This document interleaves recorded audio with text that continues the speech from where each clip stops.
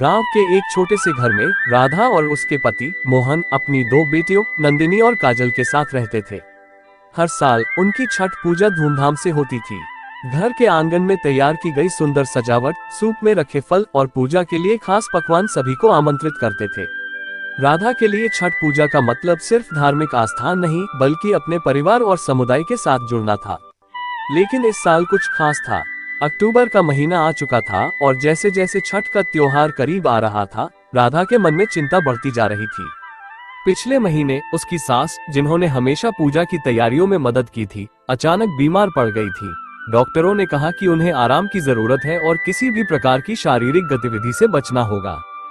राधा के पति मोहन एक किसान थे और हाल के मौसम ने उनकी फसल पर भी बुरा असर डाला था। वो चिंतित थे कि इस साल उन्हें पैसे की तंगी का सामना करना पड़ सकता है। फसल की कम बिक्री ने उन्हें मानसिक तनाव में डाल दिया था। अब जब मां की तबीयत भी ठीक नहीं थी, राधा के मन में ये सवाल उठ रहा था कि क्या वे इस साल पूजा कर पाएंगे। जब राधा ने अपने परिवार के सदस्यों से इस विषय में बात की, तो सभी ने एक ही बात कही। राधा की बेटियों ने कहा, माँ, अगर दादी पूजा नहीं कर सकती तो हमें भी नहीं करना चाहिए। हमें उनका ध्यान रखना है। जब दादी ठीक हो जाएंगी तब हम लोग पूजा करेंगे। राधा ये बात सुनकर थोड़ी उदास हो गई, लेकिन राधा ने सोचा कि सही बोल रही है। राधा ने भी सोचा कि इस साल छठ पूजा नहीं कर पाएगी। जब सास की तबीयत ठीक हो जाएगी तो अगले साल वह धूमधाम से छठ पूजा करेगी। अभी सास का स्वास्थ्य और कल्याण सबसे पहले है। राधा सास के पास गई और बोली,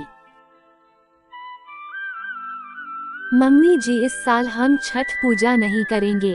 आपकी सेहत सबसे जरूरी है। पहले आप ठीक हो जाओ, उसके बाद हम लोग अगले साल छठ पूजा करेंगे। बेटा, पूजा का मतलब है हमारी एकता। अगर तुम सब साथ हो तो यही सबसे बड़ा उपहार है। राधा ने अपने मन में एक दृढ़ संकल्प लिया। उसने सोचा कि भले ही पूजा न हो, लेकिन परिवार की एकता को बनाए रखना बहुत जरूरी है।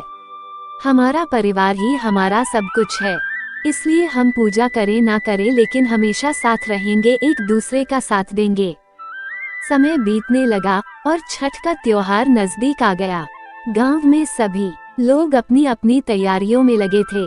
घरों में पूजा सामग्री इकट्ठा की जा रही थी, घर सजाए जा रहे थे, लेकिन राधा का घर खाली था। उसने सोचा, क्या हम सच में इस साल कुछ नहीं करेंगे?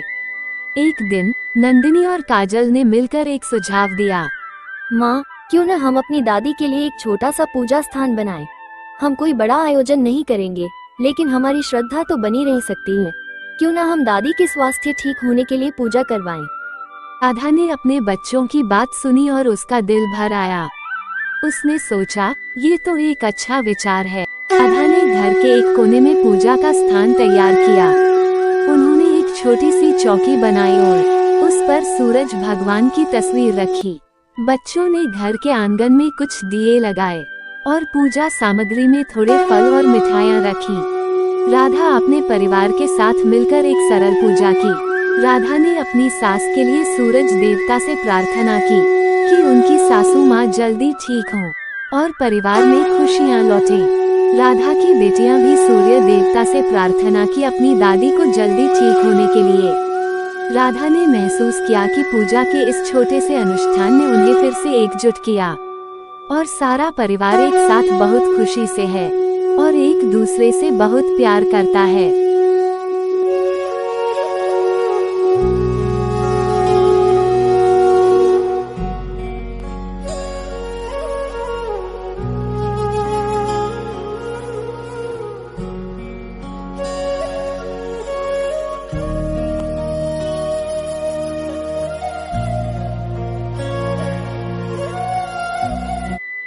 उस दिन उन्होंने परिवार के साथ बैठकर खाना खाया और पुरानी यादों को साझा किया। नंदिनी ने अपनी दादी के साथ बिताए समय के बारे में बताया और काजल ने अपनी माँ के बचपन की कहानियाँ सुनाई। राधा ने देखा कि भले ही उन्होंने पारंपरिक पूजा नहीं की, लेकिन उनका परिवार एकजुट हो गया था और सारा परिवार बहुत खुश था। छठ पूजा के बाद जब राधा की सास की तबीयत थोड़ी ठीक हुई, तो उसने अपने बच्चों से कहा, तुम लोगों ने इस साल मुझे बहुत खुश किया। पूजा का असली मतलब है प्रेम और एकता।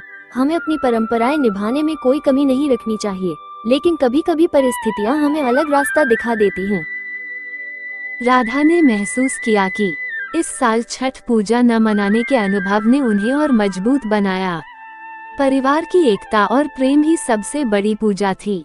राधा ने ये तय किया कि अगली बार जब वे छठ पूजा मनाएंगे तो वे इसे और भी बेहतर तरीके से करेंगे, क्योंकि इस साल उन्होंने जो सीखा वह अनमोल था। इस साल हमें पता चला कि परिवार और परिवार का प्यार कितना जरूरी है, क्योंकि हमें पहले परिवार का स्वास्थ्य के बारे में सोचना चाहिए और उसकी खुशियाँ के बारे में। इस साल हम अगर पूजा नहीं कर पाए तो कोई बात नहीं, हम मिलकर अगले साल पूजा अच्छे से करेंगे। छठ पूजा पूरा परिवार मिलकर करता है, उसी से पूजा का फल मिलता है। पूजा का मतलब है प्यार, परिवार का एकता, और हमें मिलकर हर त्योहार साथ में मनाना चाहिए।